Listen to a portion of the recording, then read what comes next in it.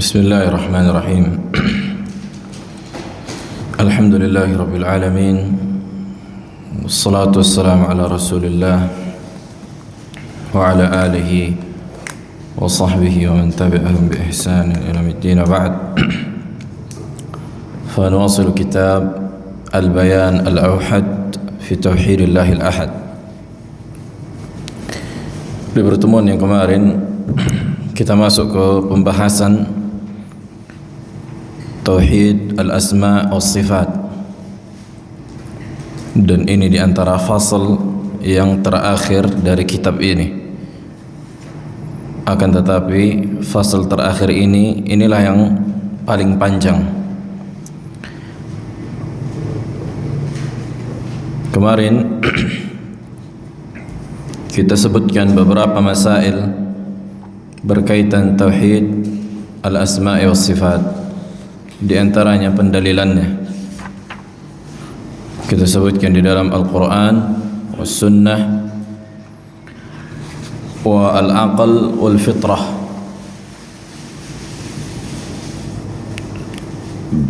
Adapun secara Al-Quran, maka Allah Jalla wa Ala menyebutkannya secara mujmal dan secara mufassal, secara keseluruhan, sebagaimana ayat di dalam Al-Quran, walillahi al-asma'ul husna, dan hanya milik Allah lah nama-nama yang husna. Begitu juga Allah Jalla wa Ala menyebutkan di dalam Al-Quran, walillahi al-mathalu al-a'la, hanya milik Allah lah al-wasfu al-a'la, sifat yang paling tinggi. Maka ini dikatakan secara mujmal. Apa makna secara mujmal? Belum disebutkan nama-nama dan sifatnya, tapi secara mujmal hanya milik Allah nama-nama yang husna. Apa nama-nama itu? Disebutkan di ayat yang lain. Di antara yang di surah Al-Hasyr ayat 22 sampai 24. Kemudian begitu juga di dalam As-Sunnah, di dalam hadis disebutkan dalam hadis di riwayat Bukhari dan Muslim, kata Nabi alaihi salatu wasallam, inna lillahi tis'atan wa tis'ina isman mi'atan illa wahidan man ahsaha dakhala al-jannah. Sesungguhnya Allah memiliki 99 nama, maka barang siapa yang mengihsanya maka akan masuk surga. Kemarin kita sebutkan makna al-ihsa. Apa makna ihsa? Ada 4 perkara. Yang pertama, memahami nama-nama Allah. Yang kedua, menghafalnya. Yang ketiga,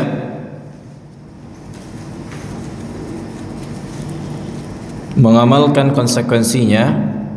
Dan yang keempat, berdoa dengan Allah dengan nama-nama itu, meminta kepada Allah dengan nama-nama itu.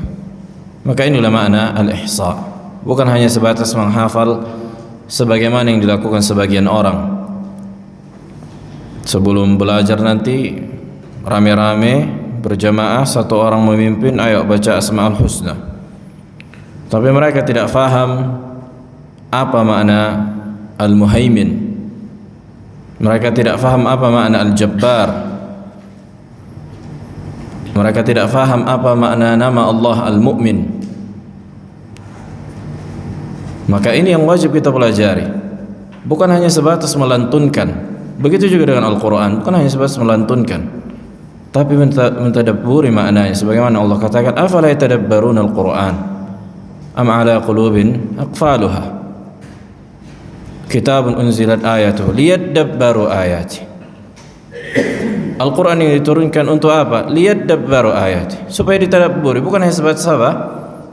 Membaca di lisan, udah hanya sebatas ta'abbudiyah sebagaimana yang dilakukan orang-orang sufi dan ahlu filsafat. Membaca Al-Quran, kata mereka, hanya sebatas apa? Ritual, membaca dapat pahala tabarruk, udah. Maka ahlu sunnah wal jamaah bukan hanya membaca Al-Quran apa? Bukan membaca Al-Quran hanya sebatas di lisan, tapi mempelajari. Ini menjadi inti dan mengamalkan sesuai dengan kemampuan. Begitu juga dengan akal. Udah kita sebutkan bahwa akal manusia menetapkan bahwa Allah Jalla wa Ala memiliki nama dan sifat. Akal manusia menetapkan bahwa apa? Allah Jalla wa Ala memiliki nama dan sifat. Karena di antara kaidah dalam akal manusia, tidaklah yang disembah kecuali lebih sempurna daripada yang menyembah. Secara akal, tidaklah seseorang menyembah sesuatu kecuali sesuatu ini lebih sempurna dibandingkan dia, karena dia nggak mungkin menundukkan dirinya kepada sesuatu yang lebih hina. Makanya kesyirikan adalah kebodohan. Kenapa?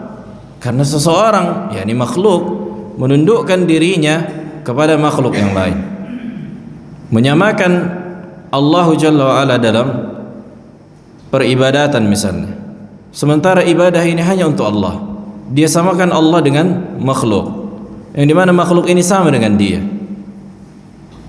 Makanya tauhid adalah konsep akal manusia yang paling sehat. Konsep akal manusia yang paling sehat. Kemudian juga fitrah manusia menetapkan bahwa apa? Bahwa Allah Jalla wa Ala memiliki nama dan sifat. Memiliki nama dan sifat yang sangat banyak. Nah, kemudian pembahasan yang selanjutnya, al-mabhas ats-tsalits. Manhaju ahli sunnah fi itsbatil asma'i was sifat. Metode ahli sunnah dalam menetapkan nama dan sifat Allah.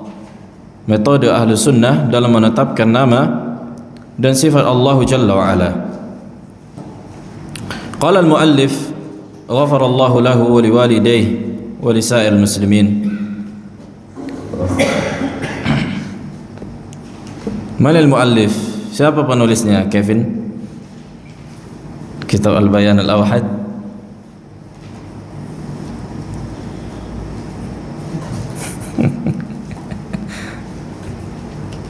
Kevin.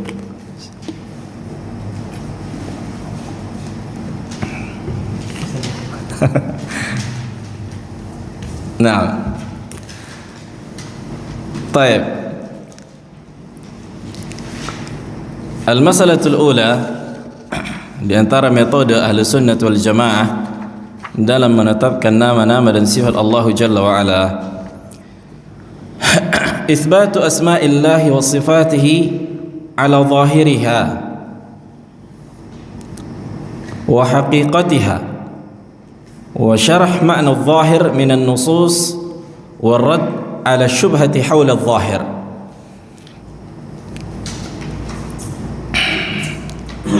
Ini kaidah yang pertama atau poin yang pertama dalam menetapkan nama-nama dan sifat Allah Jalla wa Ala, bahwa Ahlussunnah wal Jamaah salafus salih menetapkan nama-nama dan sifat Allah sesuai dengan zahirnya. Menetapkan nama-nama dan sifat Allah sesuai dengan zahirnya dan sesuai dengan hakikatnya.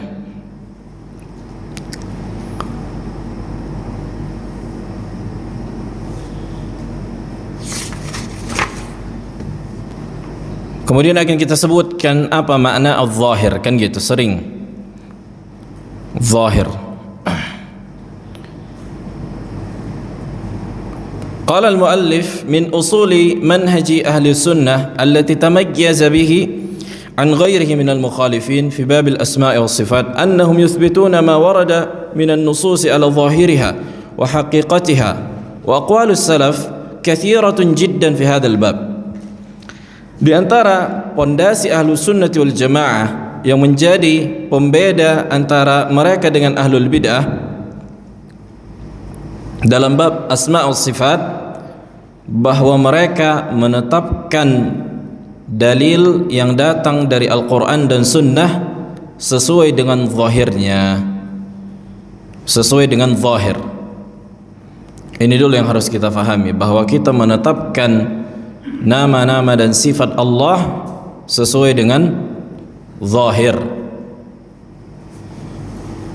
Dan ucapan para salaf sangat-sangat banyak Jadi ketika kita mengikuti salaf, ada kaidah, maka butuh pembuktian, kan gitu kan? Kalau kita mengaku mengikuti salaf, membutuhkan pembuktian. Di antara bentuk membuktikan kita mengikuti salaf harus mendatangkan dalil. Nggak bisa kita bilang aku mengikuti fulan, tapi apa buktinya engkau mengikuti fulan? Nggak bisa dibuktikan. Maka Ahlus Sunnah yang memang kita mengaku mengikuti salaf, kita datangkan ucapan para salaf. Ini bedanya dengan Ahlul Bidah. Kalau antum baca di kitab-kitab Asy'ariyah, kitab-kitab Mu'tazilah, kitab-kitab Maturidiyah, firqah yang menyimpang dalam nama-nama dan sifat Allah dan dalam perkara akidah yang banyak, tidak kita dapatkan satu pun ucapan para salaf yang membenarkan atau menjustifikasi pemahaman mereka. Sementara Ahlus Sunnah wal Jamaah, kitab Ahlus Sunnah, kitab manhaj salaf, mali bi aqwalis salaf. Di antara kitab Al-Imam Al-Lalikai rahimahullah yang berjudul Syarah I'tiqad Ahli Sunnah wal Jamaah, penjelasan akidah Ahli Sunnah wal Jamaah. Beliau menukilkan dari Al-Quran, dari Sunnah, dari ucapan para salaf, dari ucapan para sahabat, ucapan tabi'in, Ibnul Mubarak. Ada banyak para salaf, Sufyan ibn Uyainah, Sufyan al-Thawri, Al-Imam Malik, Al-Imam Ahmad, Al-Imam Syafi'i. Ada banyak aqwal salaf. Seharusnya ketika kita mengakui mengikuti salaf, datangkanlah ucapan para salaf sebagaimana yang kalian dakwa. Tapi kalian tak bisa mendatangkan satu pun. Berarti itu hanya dakwaan, kan begitu? Nah, yang pertama Al-Imam Sufyan ibn Uyainah rahimahullahu ta'ala. Sufyan ibn Uyainah lahir atau wafat di 198 Hijriyah. Ini di antara ulama muhadditsin.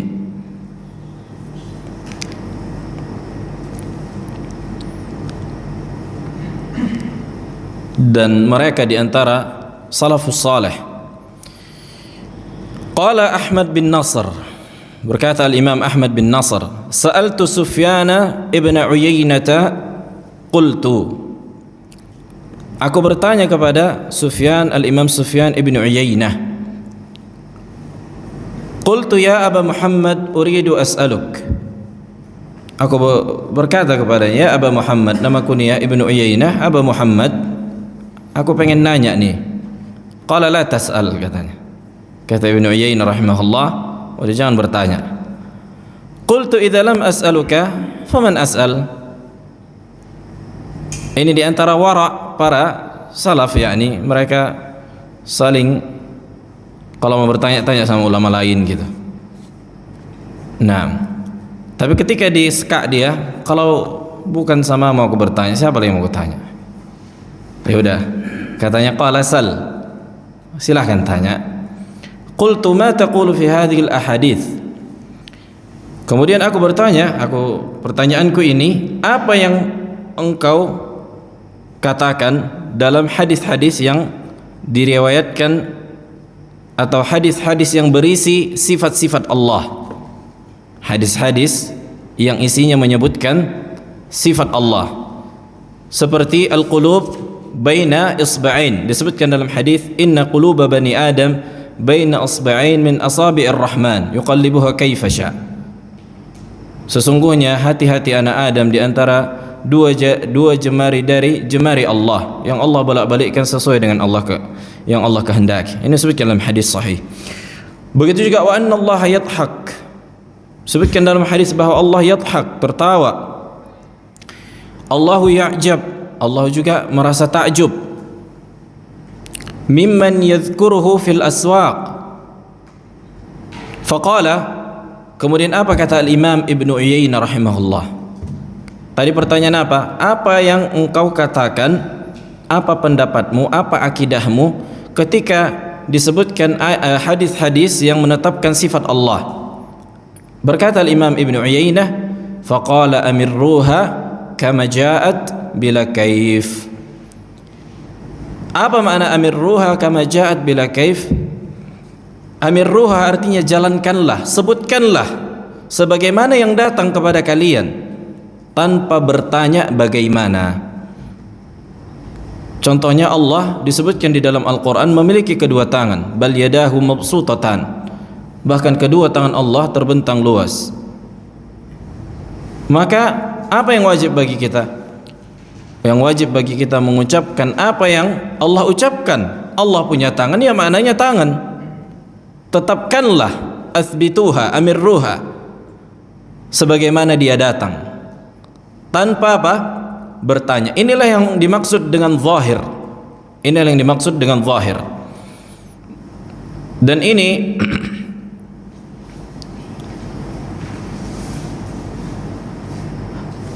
dikeluarkan oleh Al-Imam Az-Zahabi rahimahullah di kitab Al-Ulu li Ali Al-Ghaffar dengan sanad yang sahih.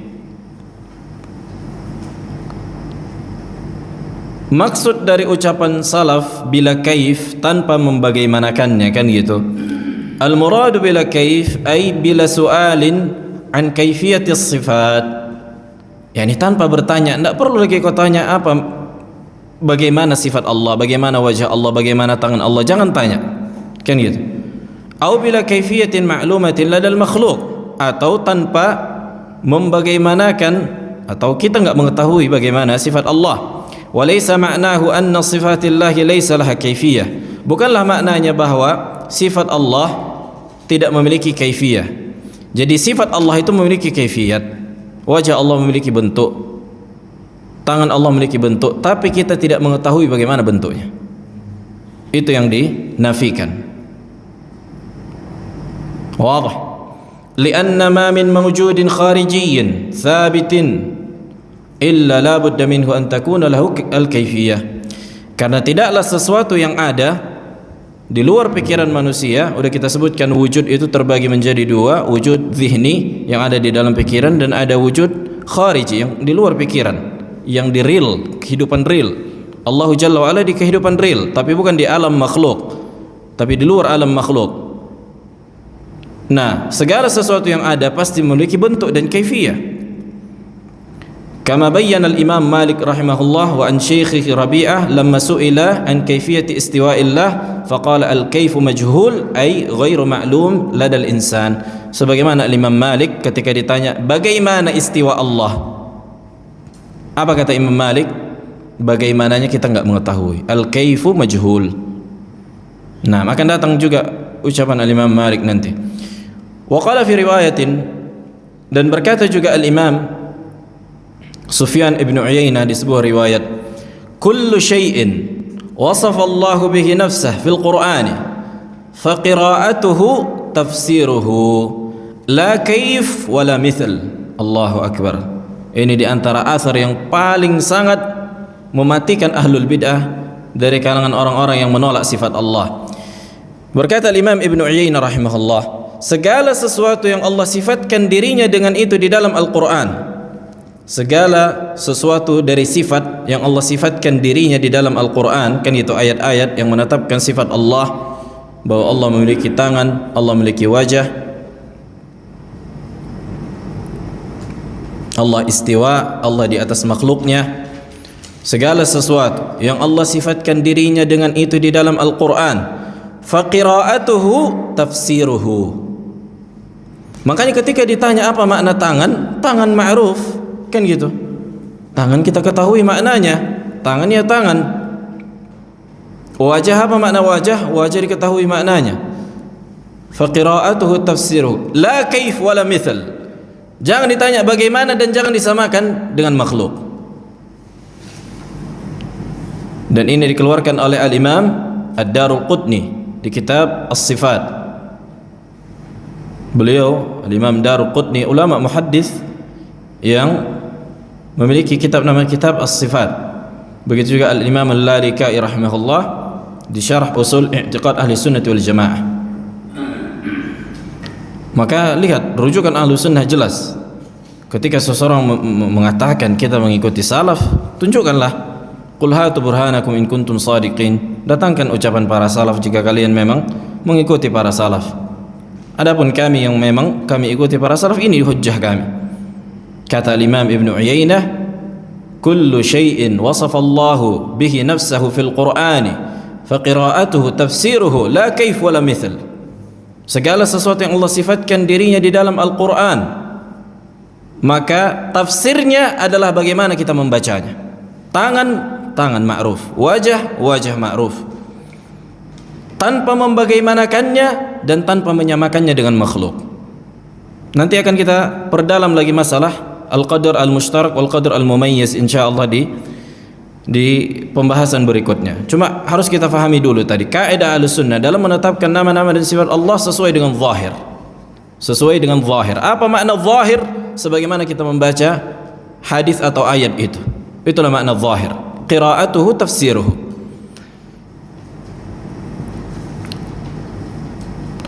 Nah, wa fi lafdhin, dan di lafaz yang lain berkata Imam Ibn Uyainah, kullu syai'in wasafa Allah bihi nafsahu fil Qur'ani fa qira'atuhu tafsiruhu ay huwa ala zahirihi la yajuzu sarfuhu ila al-majazi bi naw'in min at-ta'wil.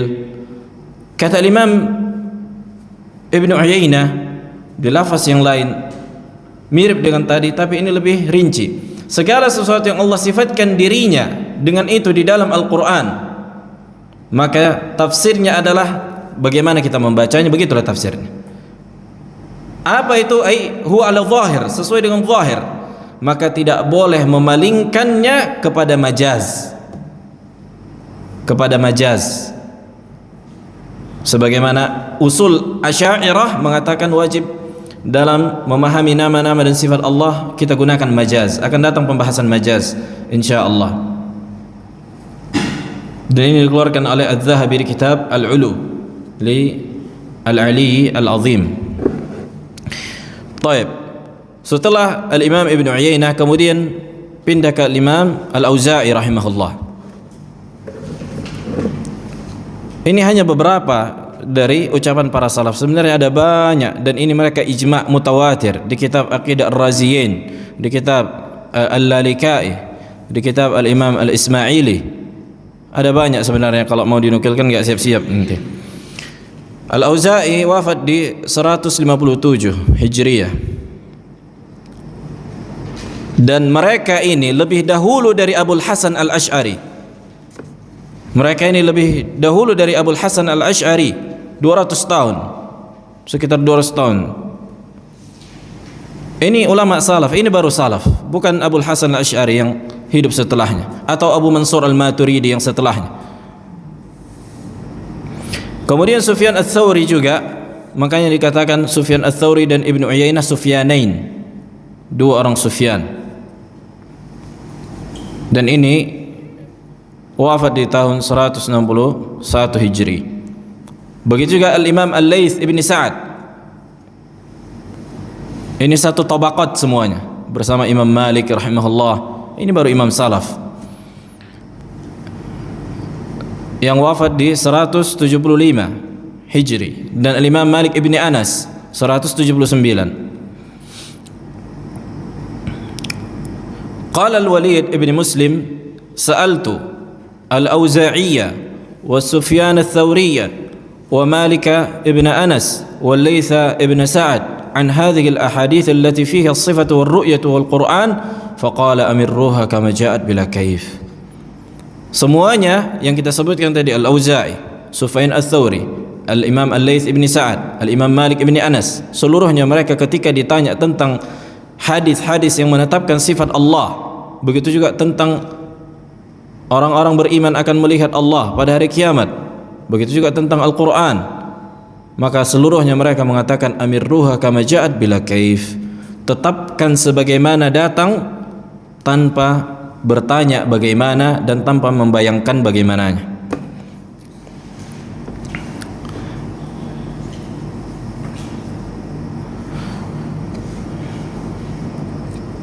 Wa fi riwayatin sa'altu Sufyan Ats-Tsauri wa Malik ibn Anas wal Auza'i wal Laits ibn Sa'ad an hadhihi al ahadits allati fiha ar-ru'ya was sifat qala amiruha kama ja'at wa la tufassiruha. Naam. Apa makna wala tufassiruha? Jangan kalian tafsirkan, karena qira'atuha tafsiruha. karena membacanya. Itulah tafsirnya. Jangan kau tafsirkan tangan maknanya bukan tangan kata orang Asy'ariyah, tapi apa? Kekuatan. Ini bagian udah berpaling kau dari sebagaimana lafaznya, kan gitu. Itulah, jangan la tufassiruha, bukan enggak ada tafsirnya, karena tafsirnya diketahui sebagaimana dikatakan Sufyan ibn Uyainah. Qira'atuha tafsiruha. Cara membacanya itulah tafsirnya. Apa makna tangan? Tangan. Apa makna wajah? Wajah. Jangan diterjemahkan wajah maknanya bukan wajah tapi kemuliaan. Tangan maknanya kekuatan. Ini kan udah keluar dari penafsiran yang zahir dari ayat atau hadis. Jadi memahami ucapan salaf harus dikumpulkan. Jangan satu kita ambil la tufassiruha berarti kalian menafsirkan, wahai Wahabi. Enggak kayak gitu konsepnya. Jangan kau ambil satu baru kau pukul yang lain, kan gitu. Kumpulkan semuanya baru kau tahu bagaimana memahaminya. Kan begitu kan? Dalam kita memahami sebuah hukum syar'i, enggak boleh kita ambil satu hadis udah. Karena bisa jadi hadis ini sifatnya umum. Kemudian ada hadis yang mengkhususkannya. Jadi ucapan salaf saling apa? Menafsirkan satu yang dengan yang lain. Taib. Tapi itulah di antara apa? Di antara sifat ahlul bidah, mengikuti sesuatu yang mutasyabih, yang masih samar-samar, yang bisa dibawa ke pemahaman mereka, dibawa cocokologi, dipaksakan. Nah, kemudian yang ketiga, Al-Imam Ahmad ibn Hanbal rahimahullahu ta'ala, yang wafat di 241 Hijri. Qala Abu Bakar Al-Marwazi rahimahullah, sa'altu Abu Abdullah 'anil ahadits allati tarudduha al-Jahmiyah fi sifat.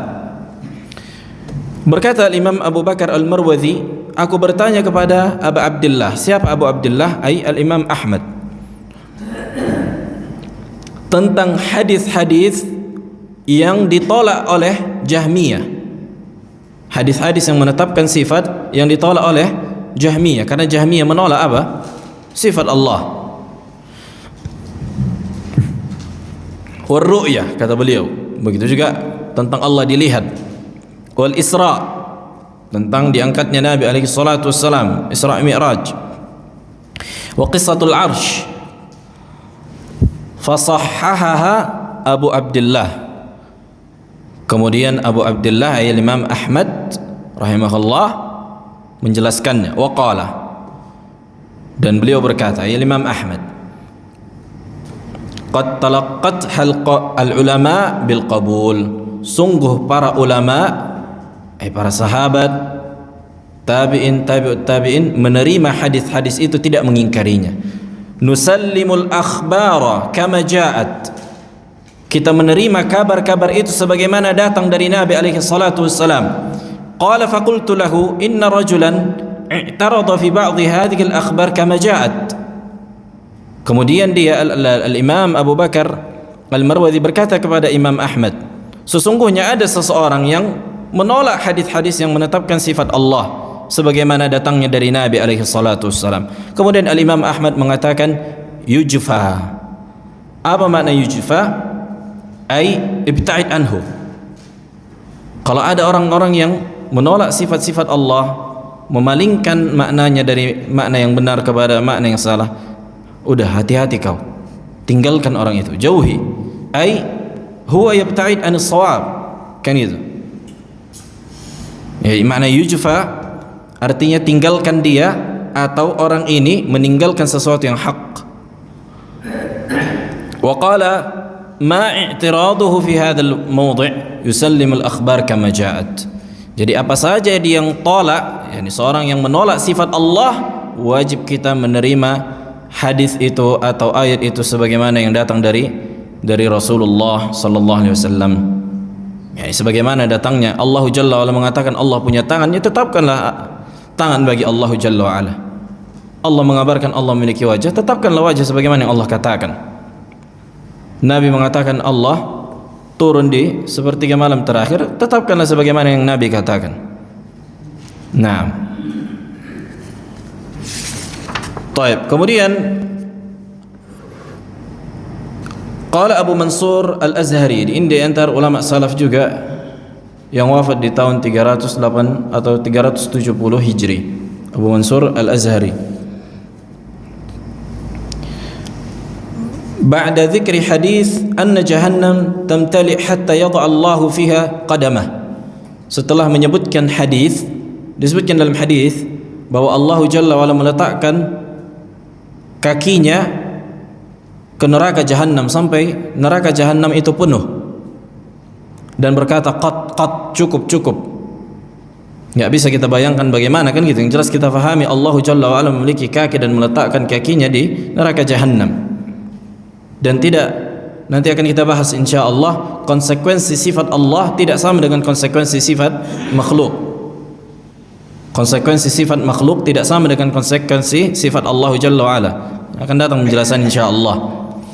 Wa akhbarani Muhammad bin Ishaq As-Sa'di 'anil Abbas Ad-Duri Ad-Duri annahu sa'ala Aba Ubaid an tafsirihi wa tafsir ghairihi min hadits an-nuzul war-ru'ya faqala هذه أحاديث رواها لنا الثقات عن الثقات حتى رفعوها إلى النبي عليه الصلاة والسلام وما رأينا أحدا يفسرها فنحن نؤمن بها على ما جاءت ولا نفسرها أرادها أنها تترك على ظاهرها أو تترك على ظاهرها كما جاءت. Berkata beliau, Al-Imam Abu Mansur Al-Azhari, hadis-hadis yang menetapkan sifat-sifat Allah ini itu diriwayatkan orang-orang yang thiqat, dari orang-orang yang thiqat sampai kepada Nabi kita alaihi salatu wassalam, dan tidak kita dapatkan seorang pun yang meriwayatkan hadis ini menafsirkan sebagaimana yang kalian tafsirkan wahai Asy'ariyah atau Jahmiyah. Tangan, kata mereka tangan. Tidak pernah mereka menafsirkan tangan itu maknanya kekuatan pada sifat Allah Jalla wa Ala. Walaupun secara bahasa nanti akan ada pembahasannya secara khusus tentang masalah tangan, masalah wajah, syubhat-syubhat insyaallah kita bantah semuanya. Fa nahnu nu'min, maka kita beriman sebagaimana yang datang dari Nabi alaihi salatu wasallam tanpa menafsirkannya. Karena sudah kita sebutkan qira'atuha tafsiruha. Apa makna wajah? Wajah. Apa makna tangan? Tangan. Tapi tidak sama dengan tangan makhluk. Nah, yakni kita menetapkan sesuai dengan zahir. Apa makna zahir? Qira'atuha tafsiruha. Zahir itu bagaimana kita membaca lafaznya, itulah tafsirnya. Tangan. Nah, kemudian yang kelima, qala Abu Sulaiman Al-Khattabi yang wafat di 388 fi hadits nuzul, tentang hadis turunnya Allah ke langit dunia. Hadzal hadis wa ma ashbahahu min al ahadits fi sifat kana madhhab as-salaf fiha al-iman biha. Hadis-hadis yang semisal dengan ini yang menetapkan sifat Allah, maka akidah para salaf adalah mengimaninya, mengimani maknanya, dan wa ijra'uha ala zahiriha wa nafyul kaifiyati anha, dan menetapkan sesuai dengan zahirnya dan menolak kaifiyahnya. Bukan menolak kaifiyahnya, tapi menolak ilmu manusia dengan kaifiyah. Udah kita bahas tadi. Kaifiyahnya ada, wajah Allah ada kaifiyahnya, tapi nggak tahu kita. Ilmu manusia yang ditolak tentang kaifiyat Allah, karena Allah tidak pernah mengkabarkan bagaimana wajah Allah. Nabi tidak mengabarkan bagaimana wajah Allah. Naam. Thumma dzakara athar as-salaf allati fiha amiruha kama ja'at. Dan ini diriwayatkan oleh Al-Imam Al-Baihaqi di kitab Al-Asma' was-Sifat. Wa qala Abu Al-Qasim Ismail Al-Asbahani, berkata Abu Al-Qasim Ismail Al-Asbahani yang wafat di 535. Jadi sesuai dengan urutan apa? Waktu, kan gitu. Wa qad su'ila an sifat Rabbi ta'ala. Beliau ditanya tentang sifat Allah. Kata beliau, faqal madhhabu Malik. Berkata, maksudnya ini adalah konsep Imam Malik memahami sifat. Wa Ats-Tsauri, Al-Imam Ats-Tsauri, Sufyan Ats-Tsauri, wal Auza'i, wa Syafi'i, wa Hamad ibn Salamah, wa Hamad bin Zaid, wa Ahmad bin Hanbal, wa Yahya bin Sa'id Al-Qattan, wa Abdurrahman ibn Mahdi, wa Ishaq ibn Rahawayh, anna sifatillahi allati wasafa biha nafsahu ووصفه بها رسوله من السمع والبصر والوجه واليدين وسائر أوصافه innama hiya ala zahiriha al-ma'ruf al-mashhur min ghairi kaifin yutawahhamu fiha wala tashbihin wala ta'wil. Nah, apa kata Imam Al-Asbahani? Madhabnya Imam Malik, Al-Thawri, Auza'i, Al-Syafi'i, Hamad bin Salamah, Hamad bin Zaid, Imam Ahmad bin Hanbal, Yahya bin Sa'id Al-Qattan, Abdurrahman, ini muhaddithin, ini ulama muhaddits, para hadis, orang-orang yang meriwayatkan hadis-hadis tentang sifat Allah Jalla wa Ala. Mana yang lebih layak diikuti? Kalian ini, orang-orang ini, atau Abul Hasan Al-Asy'ari yang tidak satu pun meriwayatkan hadis dari Nabi alaihi salatu wasalam, atau Abu Mansur Maturidiyah? Ini kan hujjah yang menampar mereka, ini hujjah bagi ahli sunnah. Anna sifatillah allati wasafa biha nafsa, bahwa sifat-sifat Allah yang Allah sifatkan dirinya dengan itu, dan Rasulullah sifatkan dirinya dengan sifat-sifat yang disebutkan dalam hadis dan ayat, dari pendengaran, penglihatan, wajah, tangan, dan sifat-sifat yang lain. Innama hiya ala zahiriha al-ma'ruf al-mashhur. Yani lahid, perhatikan di sini kalimat al-ma'rufu al-mashhur. Ini menunjukkan mereka memahami makna wajah, tapi tidak tahu bagaimananya, dan tidak menjadi konsekuensi mengetahui makna secara kulli, harus mengetahui kaifiyat. Akan datang pembahasannya nanti. Tidak menjadi konsekuensi, bukanlah keharusan bagi kita. Kalau kita mengetahui makna, harus mengetahui bagaimana bentuknya. Bedakan antara makna dan bentuk. Bentuk ini makna secara rinci. Adapun makna secara kulli, kita fahami makna, lihat tangan-tangan. Akan datang insyaallah masalah ini. Lihat ini, innama hiya ala zahiriha al-ma'rufu al-mashhur. Karena sebagian Asy'ariyah mengatakan mazhab salaf itu adalah tafwid, mengatakan apa makna tangan, Allahu a'lam. Apa makna wajah, Allahu a'lam. Jangan tafsirkan makna wajah, enggak tahu kita, hanya Allah yang tahu. Sebagaimana huruf muqatta'ah, kata mereka alif lam mim, apa makna alif lam mim, enggak tahu. Begitulah apa wajah bagi Allah, begitulah tangan. Dan ini mazhab batil. Lihat kata al-Imam yang kita sebutkan, innama hiya ala zahiriha al-ma'ruf al-mashhur. Ma'ruf, diketahui. Berarti kenapa kalian mengatakan bahwa para salaf tidak mengetahui maknanya? Jangan kalian tafsirkan, katakan Allahu a'lam. Berarti kalian menyelisihi mazhab para salaf. Min ghairi kaifin, lihat, tanpa membagaimanakannya. Maknanya secara mujmal, secara umum kita faham tangan berbeda dengan wajah, tapi tanpa membayangkan bagaimananya. Wala tashbihin, dan tanpa menyerupakannya dengan makhluk. Wala ta'wilin, artinya jangan dikorek-korek bagaimana bentuknya. Kemudian qala Ibnu Uyainah, berkata Ibnu Uyainah Sufyan, kullu syai'in wasafa Allah bihi nafsah fa qira'atuhu tafsiruhu. Segala sesuatu yang Allah sifatkan dirinya dengan itu, maka cara membacanya itulah tafsirnya. Wajah, tafsirnya wajah. Tapi bagaimana bentuk wajah, Allahu a'lam. Ini mazhab ahli sunnah, berbeda dengan mazhab ahli at-tafwid yang mengatakan apa makna wajah, Allahu a'lam, sementara kita mengatakan makna wajah ma'ruf, tapi bagaimananya Allahu a'lam. Perhatikan, tidak menjadi konsekuensi mengetahui makna berarti mengetahui kaifiyat. Ini dua perkara yang berbeda. Allahu Jalla, kenapa? Apa contohnya? Karena Imam Ibn Taimiyah rahimahullah di kitab At-Tadmuriyah, kitab Syarah Al-Asbahani, di kitab Dar' Ta'arud An-Naql wal Aql, memberikan contoh. Contohnya apa? Asya'u fil jannah, kenikmatan di dalam surga. Ada bidadari, kemudian ada apa?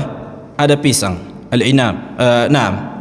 Kemudian juga ada al-anggur, inab. Ada khamr, ada laban. Ada banyak kenikmatan yang Allah sebutkan di dalam Al-Quran. Kemudian Nabi alaihi salatu wasallam mengatakan, a'adatu li ibadiyas salihin ma lam 'ainu ra'at wa la udhunu sami'at wa la khatara al qalbi bashar. Aku menyiapkan bagi hambaku yang saleh, yang tidak pernah dilihat oleh mata, tidak pernah didengar oleh telinga, dan tidak pernah terbesit, terbayangkan oleh hati. Sementara di Al-Quran disebutkan bahwa di surga memiliki pisang, di surga ada pisang, di surga ada khamar. Makanya kata Ibnu Abbas radhiyallahu taala anhu, laisa fid dunya mimma fil jannah illa al asma. Tidaklah perkara yang di dunia dan di surga kecuali nama-namanya saja. Nah, begitulah konsep memahami sifat Allah. Kita faham memakna wajah, tapi bagaimananya Allahu a'lam. Bagaimananya Allahu a'lam. Sebagaimana kita memahami di surga ada pisang, kan gitu. Kemudian apa? Di dunia ada pisang, tapi pisang di surga tidak pernah terbayangkan. Sebagaimana kata Nabi, a'adatu li ibadiyas salihin ma lam 'ainu ra'at wa la udhunu sami'at wa la ala khatara qalbi bashar. Tidak pernah terbesit oleh hati manusia. Nah, qala rahimahullah atau qala hafizahullah ta'ala, فمن خلال هذه الآثار من السلف يتبين منهج السلف أهل السنة والآثار في إثبات الأسماء والصفات. Maka dari athar-athar yang banyak kita sebutkan ini, maka jelaslah bagaimana manhaj metode para salaf dalam menetapkan nama-nama dan sifat Allah Jalla wa Ala, menetapkan sesuai dengan zahir. Wa aidan inna ma'rifata murad asy-syara' khassatan fi bab al-asma' was-sifat inma tu'rafu ma fassara al-kitab was-sunnah wa kalam as-sahabah wat-tabi'in wal-lughah. Hadhihi nuqtah muhimmah. Ini titik atau poin penting. Lihat, sesungguhnya bagaimana mengetahui apa yang dimaksud oleh syariat, kan itu. Artinya bagaimana kita menafsirkan ayat Al-Quran dan hadis Nabi alaihi salatu wassalam, hendaknya menafsirkannya sesuai dengan Al-Quran dan Sunnah dan ucapan para sahabah dan tabi'in dan secara bahasa, secara bahasa Arab. Inilah cara menafsirkan Al-Quran. Fa'ala sabilil mithal, maka contohnya, lamma fassara al-mukhalifuna limanhaji salaf istiwa Allah 'ala al-'arsy bima'na al-istila, fahal yujad fil kitab was sunnah wa aqwali salaf wal lughah ma yadullu 'ala dhalik. Ketika mereka orang-orang Asy'ariyah, Maturidiyah menafsirkan istiwa artinya istaula, menguasai, pernahkah didapatkan bahwa istiwa meninggi dan di atas ditafsirkan di dalam Al-Quran bahwa artinya istaula? Tidak pernah. Tidak juga dalam hadis. Tidak juga para sahabat menafsirkan demikian. Tidak juga secara bahasa. Tidak juga secara bahasa. Akan datang pembahasannya secara rinci. Al-jawab wa lam yujad al-battah ma yadullu ala dhalik, bal tafsiruhum listiwa'illahi ala al-arshi mukhalifun lil kitab was sunnah wa aqwali salaf wal lughah, wa hadhihi min al-qa'idah an-nafisah fi ar-radd ala al-mu'attilati lis-sifat. Tidak pernah kita dapatkan bahwa penafsiran istiwa dikatakan istaula, menguasai. Tidak di dalam Al-Quran, tidak di dalam Sunnah, tidak dalam ucapan para salaf, dan tidak juga secara bahasa. Naam, azan, fadhal. Secara rinci, secara penjelasan. Yaqulu Syekhul Islam Ibn Taimiyah rahimahullah, berkata Syekhul Islam Ibn Taimiyah, zahirul kalam huwa ma yasbiqu ila al-aqli as-salimi minhu liman yafham bitilka al-lughah. ثم قد يكون ظهوره بمجرد الوضع وقد يكون بسياق الكلام. انتهى كلامه.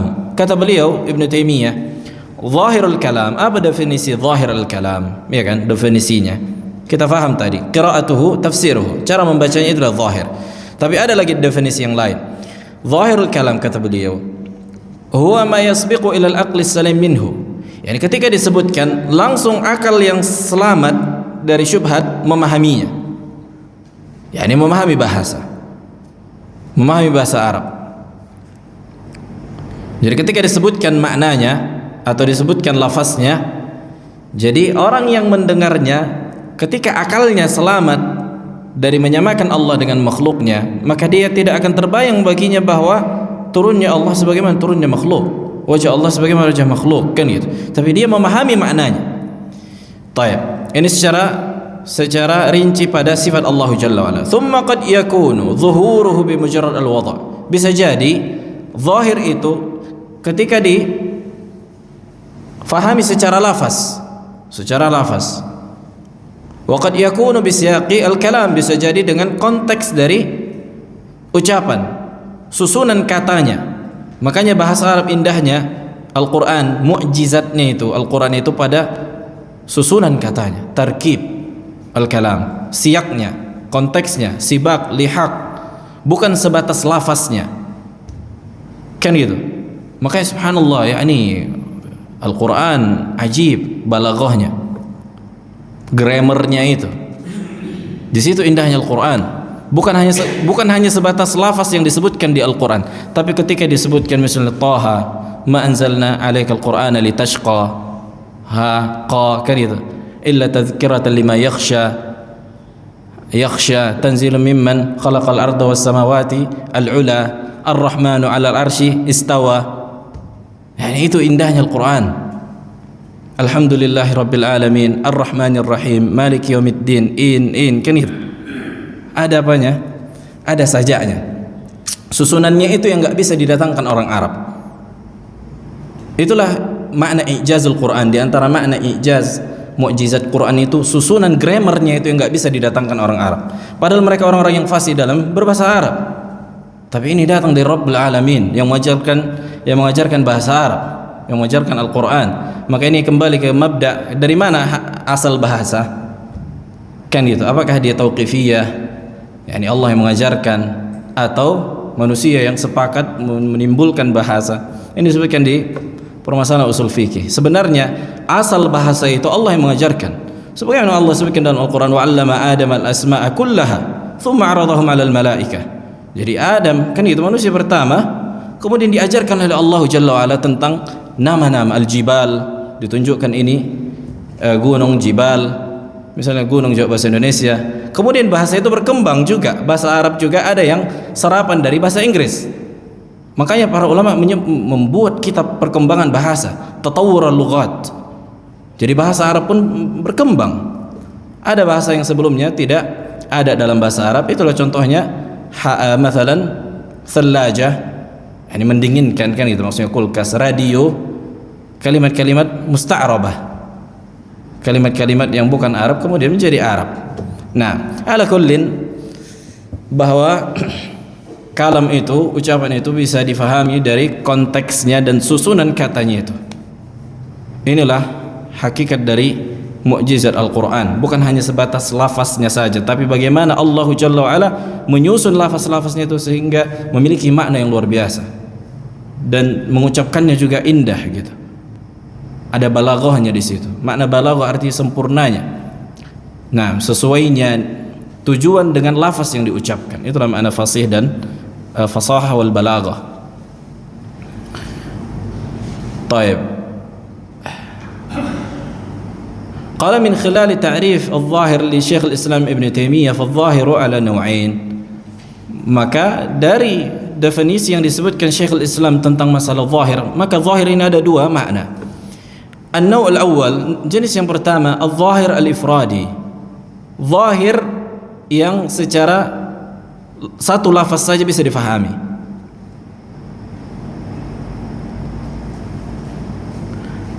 Yani ifradi, yani fard, yani satu kosakatanya, zahir secara kosakata.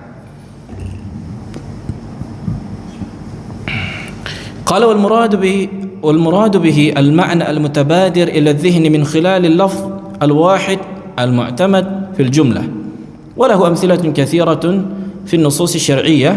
ومن ذلك المعنى المتبادر إلى الذهن من خلال لفظ الاستواء مثلا، أو لفظ الكلام، أو لفظ الرحمة، أو الغضب، أو غيرها من الألفاظ. فلفظ استواء على kalimat istawa dalam bahasa Arab ada 4 makna sesuai dengan huruf yang digandengkan dengannya. Akan nanti kita bahas, tapi ini min babi contoh saja. Istawa kalau tidak pakai huruf muta'addi dalam bahasa Arab artinya sempurna. Sebagaimana Allah sebutkan ketika Nabi Musa sempurna, falamma balagha ashuddahu wastawa. Kan gitu. Ketika Nabi Musa sampai umur yang ditentukan, kemudian diberikan risalah, istawa, artinya sempurnalah dia. Wadih. Apa makna istiwa di sini? Sempurna. Tapi tidak pakai ala. Tapi kalau istawa ala, meninggi di atas. Itulah maknanya. Maka nggak bisa lagi diubah-ubah makna yang lain. Subhanallah, makanya bahasa Arab sama kayak raghiba, dalam bahasa Arab raghiba. Kalau raghiba fi dengan huruf fi artinya menyukai, menginginkan, mencintai. Tapi kalau raghiba an artinya membenci. Bayangkan, fiilnya, kosakatanya sama, tapi huruf yang digandengkan itu berbeda, maka merubah makna 180 derajat kan? Raghiba fi artinya mencintai, menyukai. Raghibaan artinya apa? Membenci. Maka di sinilah fikih lughah, memahami bahasa Arab itu bagaimana susunan katanya dan huruf yang digandengkan dengannya.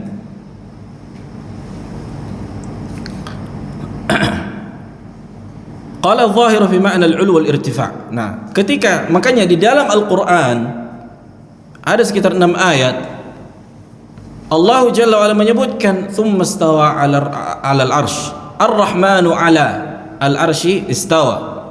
Semua istiwa ala, istiwa ala, istiwa ala, digandengkan semua dengan ala. Maka artinya meninggi di atas arsy, bukan menguasai sebagaimana yang ditafsirkan oleh Jahmiyah. Walasna fi hajatin ila ma'rifati siyaq al-warid fihi. Naam. An-naw' ats-tsani, kemudian jenis yang kedua, al-zahir at-tarkibi aw siyaqi. Zahir secara konteksnya, susunan katanya.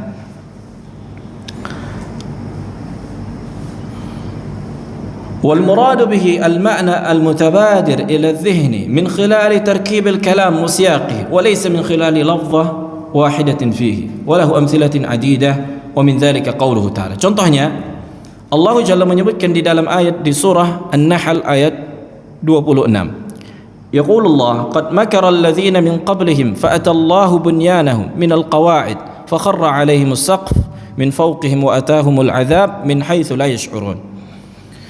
Dan sungguh orang-orang sebelum mereka telah membuat makar, yakni membuat tipu daya, kan itu, ingin menyerang para rasul. Fa'atallahu bunyanahum minal qawa'id. Kemudian Allah pun fa'atallah. Ata dalam bahasa Arab datang. Apakah artinya Allah yang datang? Fa'atallahu bunyanahum minal qawa'id. Dan Allah mendatangi atau mendatangkan bangunan-bangunan mereka dari asalnya. Fakharra alaihim saqf, dan Allah membolak-balikkan atapnya menjadi bawah. Allah putar balikkan negeri mereka min fawqihim wa atahumul azab min haitsu la yash'urun. Bukan artinya Allah datang, tapi Allah mendatangkan azab. Tapi apakah ini dikatakan keluar dari zahir? Bukan keluar dari zahir, karena konteksnya bukan Allah yang datang, tapi Allah mendatangkan azab. فهذه الآية أضيف فيها لفظ الإتيان إلى الله إضافة صريحة ومع ذلك فهي ليست من الآية الدالة على صفة الإتيان والمجيء لأن ظاهرها التركيب وسياقها يدل على أن المراد إتيان العذاب وليس إتيان الله تعالى. Konteksnya memang Allah mengazab mereka, kan gitu. Fa'atallahu bunyanahum minal qawa'id, dan Allah mendatangi bangunan mereka dari pondasi-pondasinya. Fakharra alaihimus saqf, kemudian Allah balikkan atap mereka, kan gitu, min fawqihim, dari atas ke bawah. Wa atahumul azab, maksudnya bagaimana Allah Jalla wa'ala menghancurkan negeri-negeri mereka dengan membolak-balikkan, menghancurkan rumah-rumah mereka. Bukan artinya Allah Jalla wa'ala yang datang ke situ, kan gitu. Berbeda dengan wa jaa rabbuka wal malaku saffan saffa. Wa jaa rabbuk, pada hari kiamat Allah datang dan para malaikat bersaf-saf. Maka artinya Allah yang benar-benar datang, karena konteksnya memang Allah yang datang. Sementara ini konteksnya Allah mengazab. Nah, itulah yang digunakan Asy'ariyah mengatakan ini pun ayat ini kata mereka sama dengan itu. Ini diantara syubhatnya, kata mereka, sebagaimana kalian mentakwil, memalingkan makna zahir kepada makna yang lain, kan gitu, kami pun mentakwil, kata mereka. Tapi kita katakan bukan kayak gitu konteksnya, karena Allah Jalla wa'ala konteks ini sedang mengazab. Sementara hari kiamat Allah menyebutkan apa?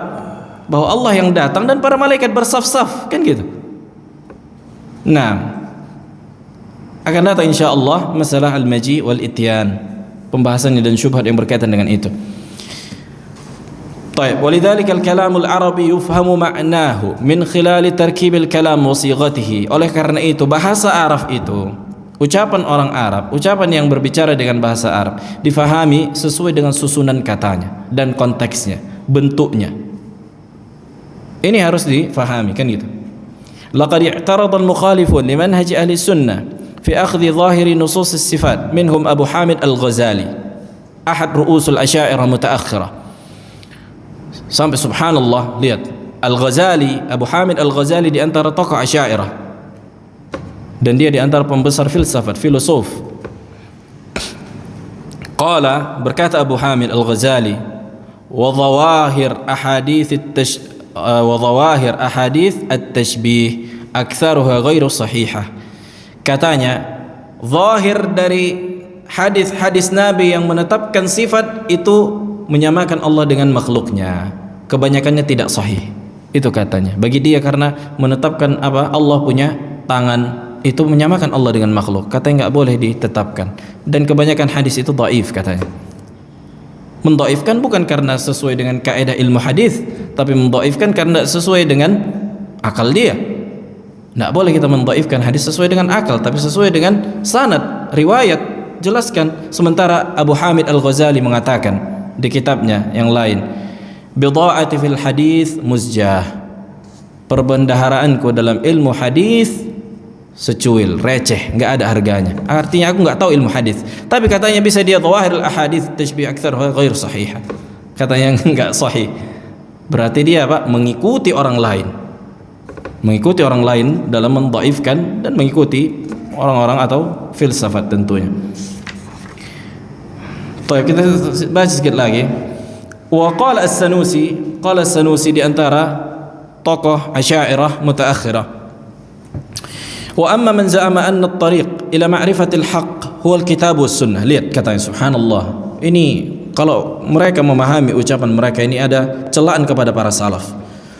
Wa amma man za'ama, adapun orang yang mengklaim, meyakini bahwa metode untuk sampai pada kebenaran adalah al-kitab was sunnah, wa yahrumu ma siwahuma, dan diharamkan selain dari Al-Quran dan Sunnah, faraddu alaihi anna hujjatahuma la tu'raf illa bin nazar al-aqli, wa aidan faqad waqa'at fihima zawahir min i'tiqadihi ala zahiriha kufrun 'inda jama'ati wa ibtida'. Katanya subhanallah, memahami kebenaran bukan hanya dari Al-Quran dan Sunnah, tapi ada metode akal. Ini kan ucapan kufur. Lihat ini konsep orang-orang yang rusak akidahnya. Nah, dan memahami Al-Quran dan Sunnah secara zahir itu kekufuran katanya. Kufrun inda jama'atin wabtada'. Bagi kebanyakan ulama katanya. Dan ini ucapan yang sangat berbahaya. Dan ucapan inilah mengandung kekufuran. Wa yaqulu aidan, berkata juga, usulul kufri sittah. Fadzakara khamsah, dia mengatakan akar dari kekufuran ada 6. Kemudian dia menyebutkan 5 perkara. Tsumma qala, kemudian dia sebutkan yang keenam, at-tamassuk fi usulil aqaid bimujarrad zawahiril kitab was sunnah min ghairi ardhiha 'ala al-barahin al-aqliyah wal qawati' asy-syar'iyyah. Berpegang teguh pada pondasi akidah dengan sebatas mengambil zahir Al-Quran dan Sunnah tanpa menimbangnya dengan akal, hujjah-hujjah akal katanya. Sementara para salaf mengatakan, apa kata para salaf? Sufyan ibn Uyainah, qira'atuha tafsiruha la tufassiruha. Cara membacanya begitulah, zahirnya itulah dia zahir. Janganlah ikut tafsir-tafsirkan. Ini berarti menyelisihi para salaf dalam beragama. Wala syakka fi butlani aqwalihim wa mukhalafatihim limanhajis salafus salih alladzi qarrarna. Maka sangat jelas kesalahan mereka, pemahaman mereka dalam akidah, karena mereka menyelisihi metode para salafus salih. Nah, ada pertanyaan? Wan nasu thalathatu aqsam fi adh-dhahir. An-nusus akan datang kita pembahasan yang berikutnya, bahwa manusia ada 3 bagian dalam masalah zahir. Nanti insyaallah kita lanjutkan di pertemuan yang akan datang biiznillah. Nah, ada pertanyaan? Fadhal. Naam. Naam. Kait tadi saat tafsir itu kan, seperti misalnya Quran surah Yusuf ayat 28 kan. Misalnya perkataan di Indonesia yang artinya sungguh budaya seorang kesalahan dan syariat. Jadi beberapa mengartikan bahwa ada ayat yang lain itu bukan menjelaskan keseluruhan wanitanya, maksudnya bukan semuanya wanita, kan, tapi menjelaskan istrinya Al-Aziz, artinya Zulaikanya itu, sungguh di budayanya itu baik dan busuk sangat ada syarat. Tidak mungkin Allah mengandalkan buat keseluruhan wanita, tidak mungkin Allah mengandalkan wanita gitu. Jadi banyak orang nafsu seperti itu. Nah, mana yang berarti keseluruhan wanita? Dikarenakan ada yang bilang kena kunna, kan ada keseluruhannya. Nah, inna kaidakunna azim, kan itu sungguhnya tipu daya mereka azim, berat. Beberapa ada yang bilang bukan, hanya menjelaskan dari Zulaikanya itu. Jadi bahwasanya bukan menjelaskan keseluruhan wanita, tidak mungkin Allah itu mengandalkan wanita. Makanya dia dari situ kan, jadi kayak kenyataannya masuk mengandalkan, karena kan sungguh tipu daya yang seorang wanita sangat dasar, merasa direndahkan seorang wanita ini. Jadi beberapa daya atau beberapa menjelaskan hanya Zulaikanya saja. maksudnya yang apa yang mana dari tafsir tersebut Ustaz? Nah, pertama, ngapain perempuan merasa direndahkan kalau dia tidak membuat tipu daya, kan gitu? Iya enggak? Ngapain dia merasa merendahkan kalau dia enggak membuat tipu daya? Kemudian misalnya dan itu ayat yakni secara umum artinya perempuan kalau membuat tipu daya memang berat. Memang berat. Nah, makanya juga subhanallah disebutkan juga adalah disebutkan dalam hadis, lupa hadisnya, kenapa disebutkan perempuan yang pertama kali disebutkan tentang masalah-masalah zina, termasuk diantaranya karena diantaranya perempuanlah menjadi sebab laki-laki jatuh pada perkara maksiat. Nah, tentunya karena perempuannya yang salah, kan gitu, bukan memberikan hukum bagi seluruh wanita apabila dia salihah. Kemudian permasalahannya apa pada ayat itu? Maksudnya permasalahannya, jadi tafsir ayat itu bukan menjelaskan kedua wanita, ayo, nah, sebagian perempuan. Termasuk diantaranya itu karena kisah itu kan konteksnya menjelaskan tentang Imra'atul Aziz, tentang perempuan yang raja. Nah, keseluruhan wanita, berarti bukan keseluruhan wanita. Lah, sebagian perempuan yang membuat makar, maka makar mereka sangat dahsyat. Termasuk diantaranya istri Aziz, kan itu, atau yang dikenal dengan Zulaikha. Nah, baik. Nah, ada lagi. Fadhal. Oh, di kita Indonesia ini kita mengenal Al-Ghazali, Ustaz. Masyhur namanya. Ya. Kadang-kadang kita lihat juga ada gambar-gambar yang atau apa kayak gitu. Tidak. Orang laki-laki yang kepala botak. Jadi, maksudnya secara beliau ini seperti apa? Karena kalau kita di sini kita menganggap dia ulama yang percaya. Kemudian ya ada kitabnya yang jadi itu juga dibaca oleh banyak kalangan. Bagaimana sementara Nah, Al-Ghazali diantara dijuluki sebagai ulama, bahkan sebagian menjulukinya Hujjatul Islam, kan itu Hujjatul Islam, karena memang ada jasanya dalam membantah sebagian pemahaman filsafat. Tapi karena itu tadi dia berada di atas pondasi yang tidak di atas pondasi manhaj ahli sunnah, tidak bagaimana para sahabat. Memang dia udah kena pemahaman filsafat, maka disitulah dia kenanya ketika dia memperdalam ilmu filsafat dan membangun akidah di atas sebagian ilmu filsafat tadi, sehingga dia menolak sifat-sifat Allah sebagaimana orang-orang filsafat secara umum menolak sifat Allah Jalla wa'ala. Walaupun memang ada sebagian jasanya di antaranya pengembangan atau penjabaran ilmu usul fikih, kan itu, maka Ahlus Sunnah tidak mengingkari jasa-jasa orang-orang yang apa? Yang memberikan manfaat bagi Islam. Dan di antara kitab terbesar usul fikih adalah Kitab Al-Mustasfa li Al-Ghazali rahimahullah. Kemudian diringkas oleh Al-Imam Ibn Qudamah Al-Maqdisi, Raudatun Nadhir. Orang-orang yang kuliah di Fakultas Syariah tidak akan lepas dari kitab-kitab ini. Maka kita tidak mengingkari, kan gitu. Tapi kalaulah dengan kebaikan orang kemudian kita halangi dari menjelaskan penyimpangannya, maka agama ini tidak akan terjaga. Kita bukan membenci para ulama Asy'ariyah, kan gitu.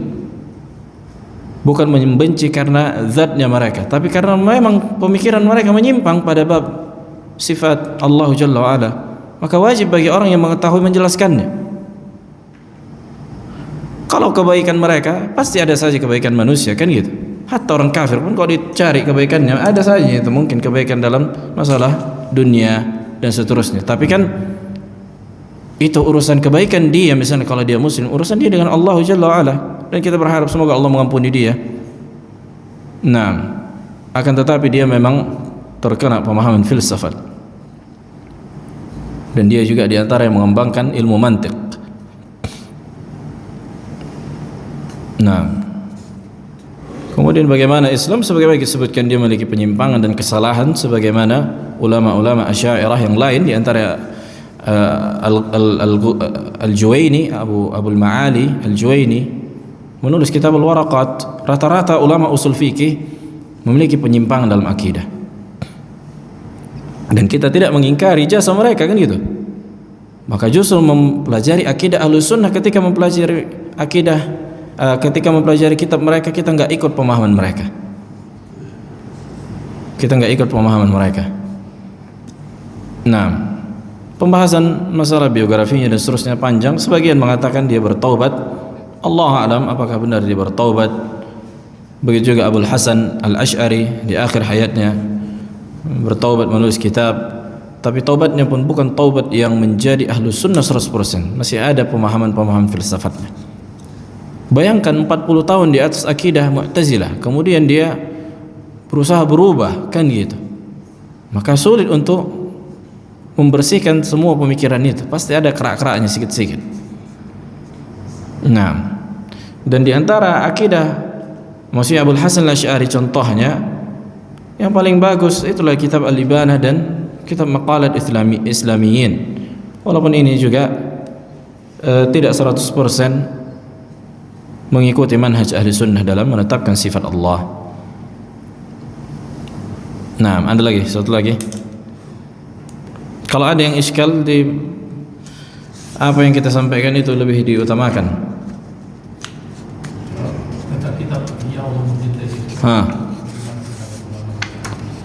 Kitab Ihya Ulumuddin ada sebagian fawaidnya, tapi banyak penyimpangan di situ. Penyimpangan dalam perkara uluhiyah, penyimpangan perkara maslakiyah, maksudnya ibadah. Kemudian hadisnya dhaif, ada hadis maudhu'. Nah, kitab-kitab ini ditinggalkan. Apalagi orang awam, kitab-kitab ini ditinggalkan. Lebih baik membaca Al-Bukhari, Muslim, membaca kitab Tauhid. Nah, apalagi bukan orang yang memiliki pondasi yang kuat dalam ilmu akidah, yakni takutnya dia terbawa oleh syubhat yang disampaikan Al-Ghazali kitab itu. Ilahun alhamdulillah, subhanakallah wa bihamdika, asyhadu an la ilaha illa anta,